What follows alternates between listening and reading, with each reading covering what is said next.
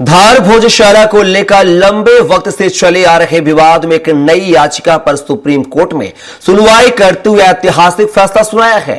अदालत ने बसंत पंचमी पर हिंदू पक्ष से 12 बजे तक पूजा करने के लिए कहा है। इसके बाद मुस्लिम पक्ष नमाज पढ़ेगा। हिंदू पक्ष शाम 4 बजे से फिर पूजा कर सकेगा।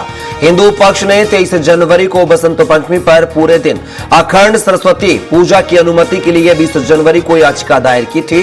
दरअसल भोजशाला को हिंदू पक्ष सरस्वती मंदिर मानता है, जहां वे मां शारदा की पूजा करते हैं, तो वहीं मुस्लिम पक्ष इसे कमाल मौलाना मस्जिद बताता है, जहां वे नमाज अदा करते हैं। सामान्य दिनों में हिंदुओं को मंगलवार को पूजा करने की अनुमति है, जबकि मुस्लिमों को शुक्रवार को जुमे की नमाज पढ़ने की इजाजत है। लेकिन बसंत पंचमी के दिन हिंदुओं को विशेष रूप से पूजा की अनुमति है। इस साल बसंत पंचमी शुक्रवार को होने से दोनों पक्षों के दावे टकरा रहे हैं। विवाद बढ़ने की आशंका को देखते हुए पुलिस प्रशासन पूरी तरीके से मुस्तैद है। भोजशाला को छावनी में तब्दील कर दिया गया है। धार में 8000 का बल तैनात किया गया है। भोजशाला क्षेत्र में 300 मीटर के दायरे में नो फ्लाई जोन घोषित किया गया है।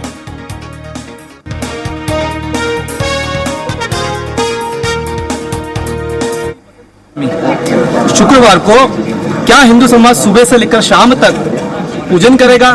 क्या मुस्लिम समाज हर शुक्रवार की तरह इस भोजशाला परिसर में नमाज अदा करेगा? कहीं ना कहीं यह सवाल दोनों पक्षों के बीच में थे, लेकिन आज सारे सवालों के जवाब कुछ समय पहले सुप्रीम कोर्ट ने दे दिए।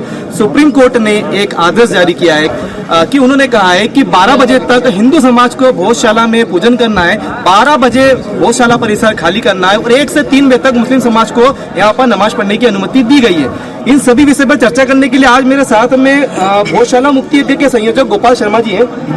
गोपाल जी, हम देख रहे थे कि आज कुछ समय पहले की अगर बात करें तो कहीं ना कहीं पूरा एक माहौल था पूरा धार जिले आसपास के क्षेत्र में कि बसंत पंचमी को शुक्रवार के दिन सूर्योदय से लेकर सूर्यास्त तक हिंदू समाज यहाँ पर अखंड पूजन करेगा।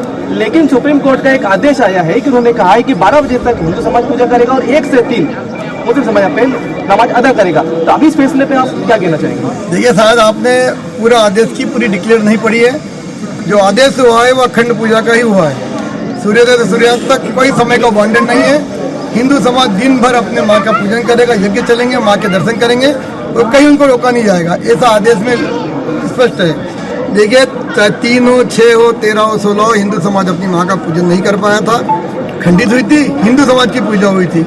उन सबको ध्यान में रखते पूरे साल हिंदू समाज ने अखंड पूजा का जो संदेश हिंदू समाज की जन जन तक पहुँचाया था, जो आज हर हिंदू के दिमाग को अटल बैठ जाएगा कि अखंड पूजा।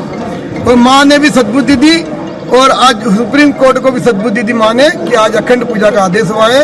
अखंड पूजा मतलब सिर्फ अखंड पूजा, कहीं हिंदू समाज को रोका नहीं जाएगा, सीधा चलेगा।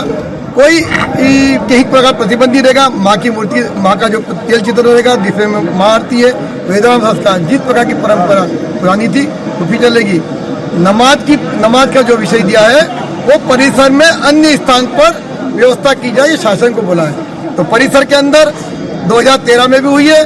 जो बाहर परिसर है भोजशाला का ही परिसर है, जहाँ पर नमाज हुई 2 तरह में, कमाल मौलाना जहाँ प्रतिदिन नमाज पढ़ते हैं। इस परिसर का बाड़ा भी है, आंगन भी है, स्थान है, प्रशासन की व्यवस्था करे। अखंड पूजा तो अखंड पूजा है और हिंदू समाज ने अपनी माँ की पूजा का संकल्प लिया है। बिल्कुल कहीं कोई रोक नहीं होगी। उस आदेश में स्पष्ट है, घर यहाँ पर पूजा को रोका गया। 2013 में भी शायद खिलजी आए थे यहाँ पर इस यज्ञ को रोकने के लिए, तो प्रशासन स्वयं तय कर ले। आदेश भी हिंदू समाज के स्वाभिमान की रक्षा के लिए बना है। अब प्रशासन को पालन करना है कि परिसर बहुत बड़ा है, हिंदू समाज को आपत्ति न हो ऐसी स्थान पर नमाज कराए। हिंदू समाज माँ की अखंड पूजा करने के लिए तैयार है। धन्यवाद। ये थे गोपाल जी शर्मा, भोजशाला मुक्ति यज्ञ के संयोजक, जिन्होंने स्पष्ट कर दिया है कि कल 23 जनवरी बसंत पंचमी शुक्रवार को सूर्योदय से सूर्यास्त तक अखंड पूजा होगी। कैमरामैन गगन के साथ मैं मनीष यादव, स्वराज एक्सप्रेस।